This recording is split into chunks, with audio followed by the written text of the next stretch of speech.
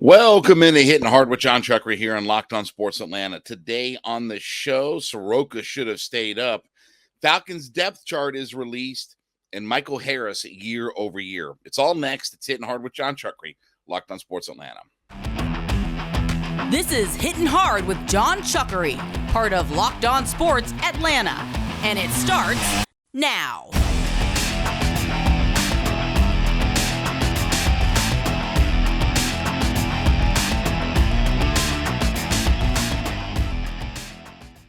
Hitting Hard is part of the Locked On Podcast Network, your team every day. We ask you to subscribe or follow for free on YouTube or wherever you listen to your podcasts. Get the latest episodes of Hitting Hard as soon as they become available. Also, check us out on the Sirius XM app and give me a follow on my personal Twitter page at JMCH316. So it was a rough night for Soroka last night, who was called back up and made a start last night against the last place St. Louis Cardinals, and he got roughed up pretty good in a very short stint. And it got me thinking that, again, I know there's going to be a lot of people say, see, he's not ready for the majors and pitching up here at this level and all this kind of stuff. But it made me think the actual opposite is, why was Soroka not up here the whole time figuring out how to get major league hitters out? I mean, again, while he's down in Gwinnett, and by the way, he won the International Pitcher of the Month award in Gwinnett, and he had, a 1.5 ERA and blah, blah, blah, blah, blah, blah, blah, and all this, that, and the other, but he was the International League Pitcher of the Month. And meanwhile, while he's down in the minors, getting minor league hitters out, AAA hitters out, that's not the same as learning how to get Aaron Judge out again. That's not the same as getting quality, capable major league hitters out. And again, they paid the price, right? Soroka went 3 innings, 4 hits, 5 runs. He did have 6 strikeouts in the game, but gave up a couple of home runs. But instead of him being down in Gwinnett, getting those guys out, why was he not up here getting starts over Yanni Chirinos or anybody to get himself acclimated to getting major league quality hitters out? And I don't understand the service manipulation. I thought we were done with all of that. We're a World Series team. I mean, I'm sorry, but if Michael Soroka is good enough to be with us long here, they'll extend him and they'll give him an offer and they'll keep him around. We don't have to worry about those things. I mean, I thought we were past all of this, the service time manipulation of guys. Like, that's back when we were dealing with Ronnie when he was first coming up and all this, that, and the other, and Austin Riley and all this. Now we're the top organization in Major League Baseball, with all due respect. Why are we playing mind games, as John Lennon would say? I don't understand it. But instead of allowing Michael Soroka to take his lumps up here, like, he's still more valuable learning to get major league hitters out again than he is winning the Pitcher of the Month award in the International League. And I just don't understand the way that they used him and the way that this season has gone. You've got such a big lead in the division. The division has been over for months. Like, not, well, in the last few days or, well, in the last week or so. The division has been over for months. And you're still not using a guy like Soroka to learn how to try to get guys up at this level and get them out again. And again, if we could just see whether or not Soroka can be part of the long-term solution. Like I said before on this podcast, I want to find out if Michael Soroka is part of the solution. Because if he's not part of the solution, then part ways with him.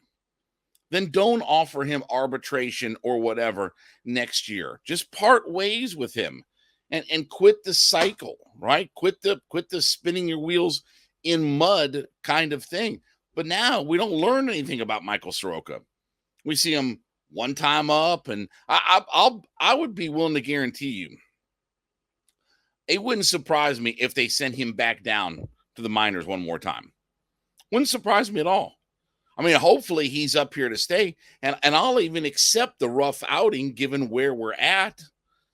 But I wanted to see Michael Soroka and stay up here and get some quality starts and get some effective starts. I'm not even so much worried about, is he going to be a pitcher that can really help us in the playoffs or anything like that. I'm not worried about that at this point. I feel like I've got myself a pretty good starting rotation. And by the way, have you seen the Braves rotation of late and how good that they've been? They only gave up 7 runs to the Dodgers in that series. I mean, they were really good. And again, with Strider and Morton and Fried was outstanding over the weekend, and Bryce Elder. I mean, I think we've got 4 good quality starters, some maybe more than others, but I think we feel like we're in pretty good shape going into a series against somebody, including the Dodgers, by the way. But I wanted to see Soroka stay up here and not worry about trying to get minor league hitters out. That's all great. That is the international pitcher of the month and all this good stuff. That's great for him, but it's not helping the big ball club. You know, I'm sorry, but the Striper's success isn't about what I'm really looking for.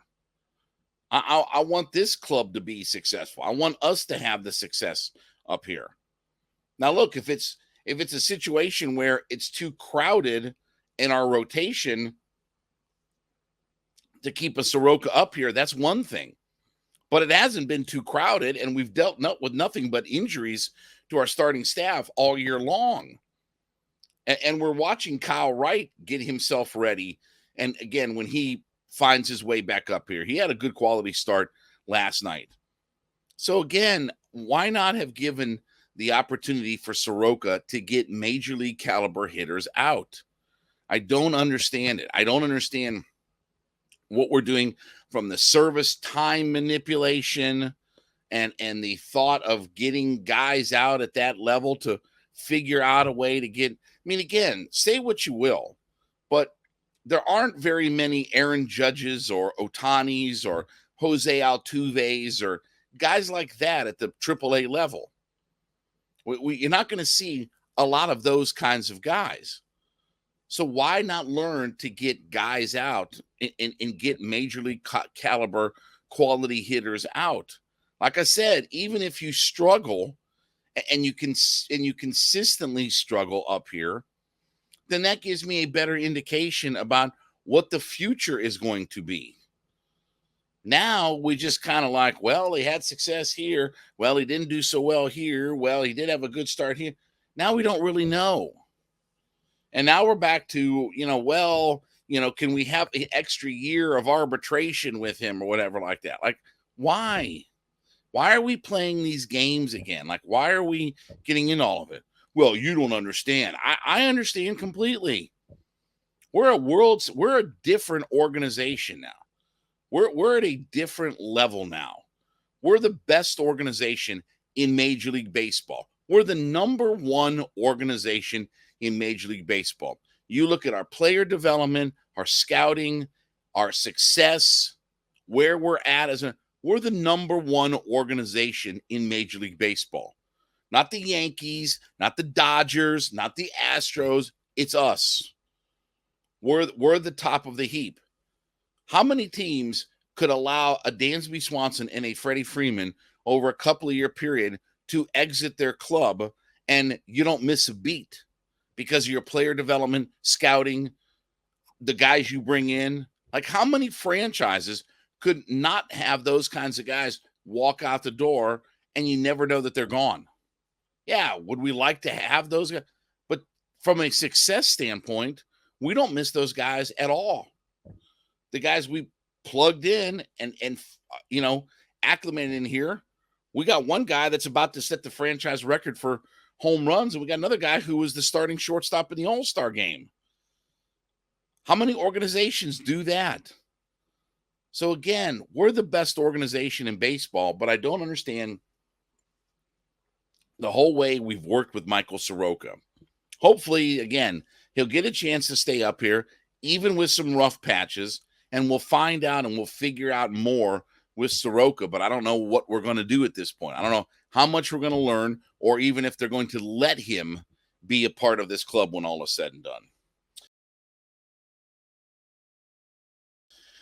All right, this episode is brought to you by FanDuel. And listen, we've got one more night before NFL is kicking off for real, not preseason, but for real. Thursday night NFL action, Detroit and Kansas City kicks off the new season. And FanDuel's got a great special for you right now from America's #1 sportsbook. Right now, if you're a new customer to FanDuel, you bet $5 and you get $200 in bonus bets guaranteed.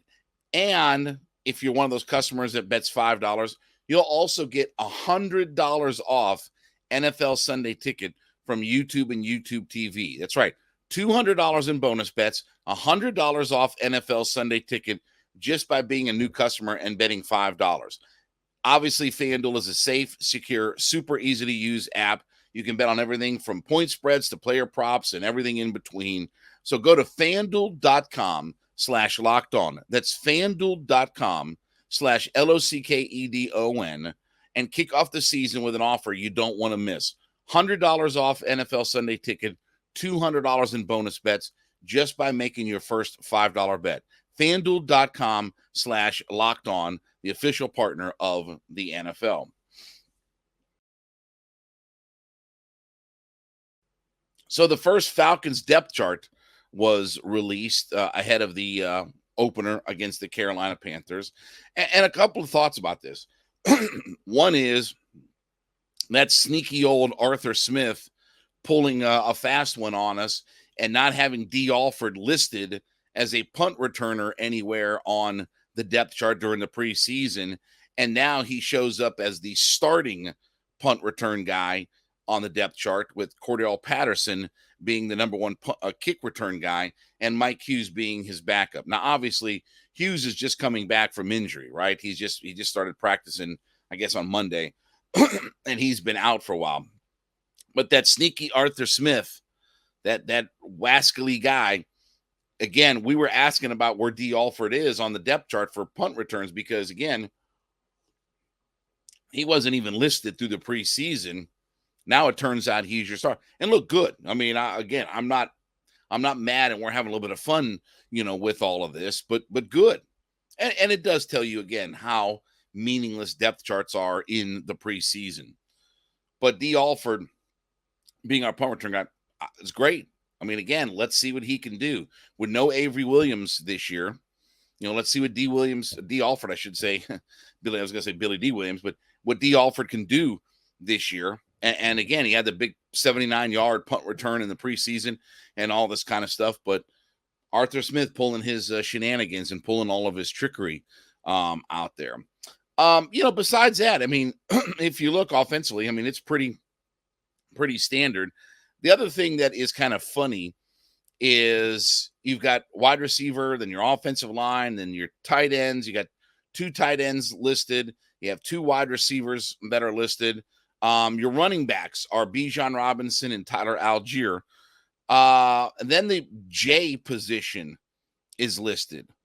And that's as Arthur Smith calls it, the joker position. So you look and you say, okay, LG, okay, left guard, RT, right tackle, Caleb McGarry, okay. Jonnu Smith, TE, okay. We understand that. WR for Drake London. RB, QB. I thought, by the way, we weren't having positions listed. Would have been even funnier if we just didn't have positions listed on there. And then that J for the joker position.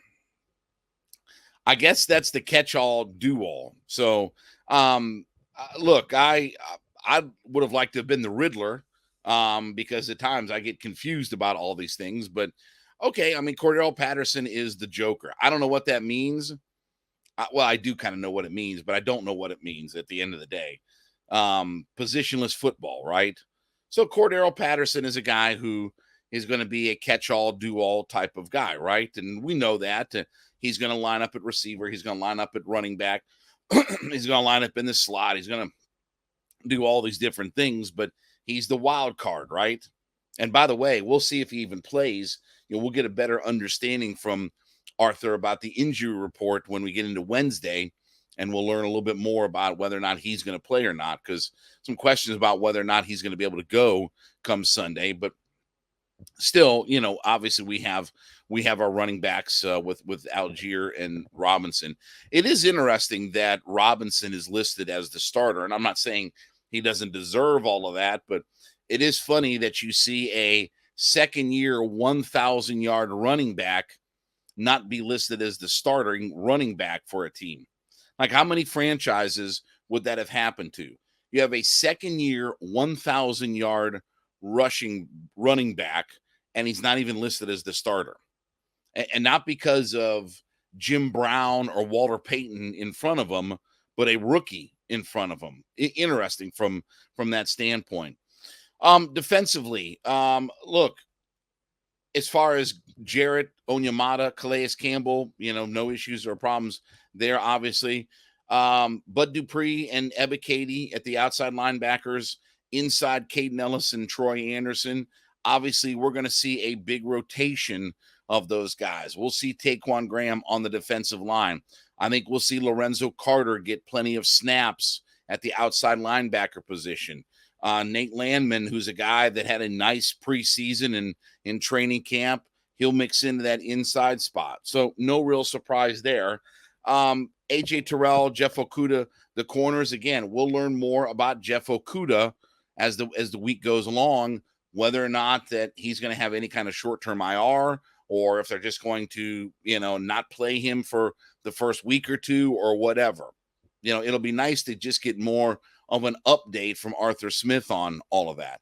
So by and large, no real issues or problems or anything like that with the roster and the depth chart. Dee Alford is listed as the nickel back with Clark Phillips as his backup. So no real surprises. Nothing really to, write home about.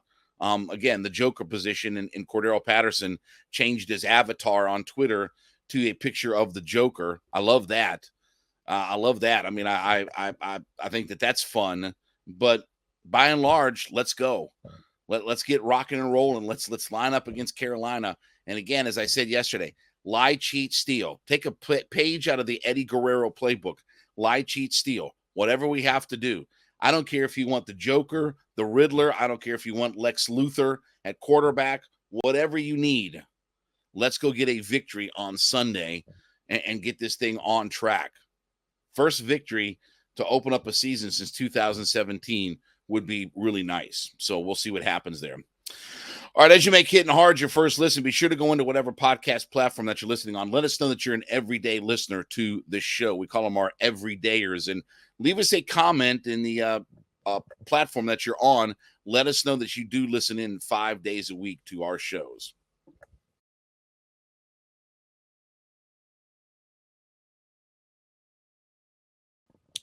So Michael Harris, year over year. It's interesting because Michael Harris is now at game 114 played for the Atlanta Braves this season, where he had 114 games played last year.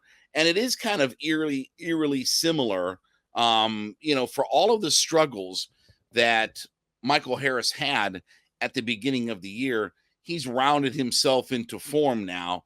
And again, everything kind of balancing out. But it's interesting. He's had 114 games played each of the last 2 years, 441 plate appearances last year, 439 plate appearances this year. But a couple of things that are a little bit different. 27 versus 24 doubles this year, 3 triples, 19 homers last year to 13 this year.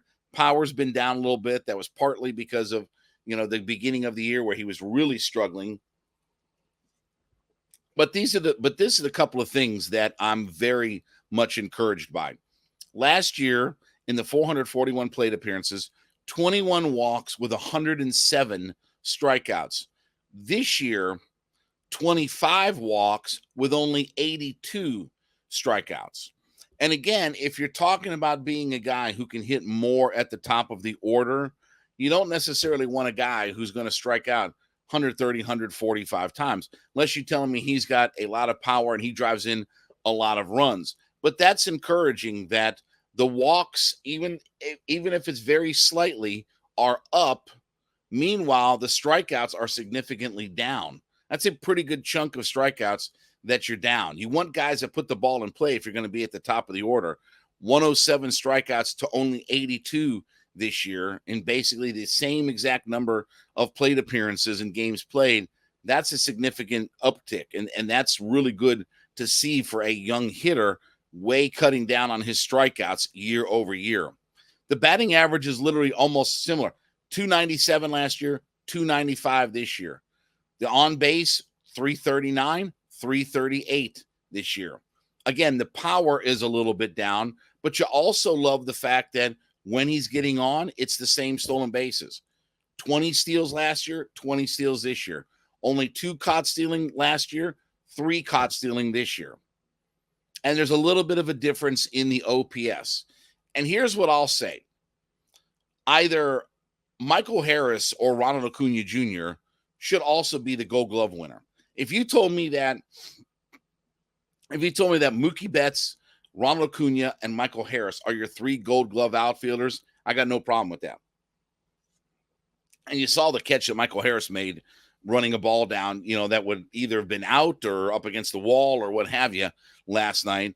But I've got no problem, no issue if you tell me that one or both of those guys are the Gold Glove winners. Now, I think Mookie Betts is going to be a Gold Glove winner. He's been outstanding defensively this year. So while Ronnie's the MVP of the league, we talked about this yesterday, while Ronnie's running away with the MVP of the league, no reason to think that Mookie Betts isn't at least a Gold Glove player in the outfield who's had an outstanding year defensively. So, again, no problem with that. But Michael Harris should be a serious Gold Glove contender. And he was a finalist last year and all that in his rookie year. But when you factor in another year and another successful season, and obviously battling through the injuries and everything else, he's really turned his season around. And year over year, it's eerily similar about how consistent the numbers are. But that little bit of an uptick in walks with a pretty drastic decrease in the number of strikeouts is the thing that I've looked at and I've been talking about all year long. Even when he was hitting, in the 250s and 240s and things like that, you saw that the walks had gone up slightly, but the strikeouts were coming down. And that's what you want to see out of a young hitter. And again, when we talk about the idea of hitting up near the top of the order, if Michael Harris does profile eventually into a number 2 hitter, although again, I love having Ozzie, up there, and when you look at Michael Harris's splits, in the order, the 9 hole has been a really good position for him to hit in. But if we are talking about a guy who is going to hit at the top of the order, you'd like to have a guy that puts the ball in play more, either draws more walks and gets on base for your boppers, or puts the ball in play to use his speed and put pressure on defenses.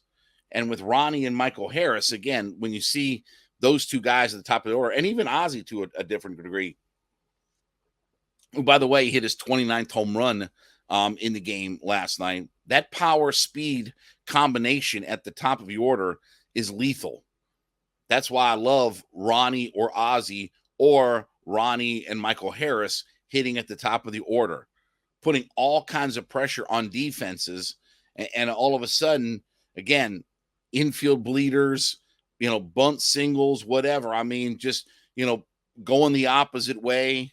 When you get those 2 guys on base, either one of the 3, Harris, Ozzie, Ronnie, and they're just circling the bases, because Riley and Olsen are putting balls up against the wall or, hitting balls out of the ballpark and putting up crooked numbers on the scoreboard. You love to see that.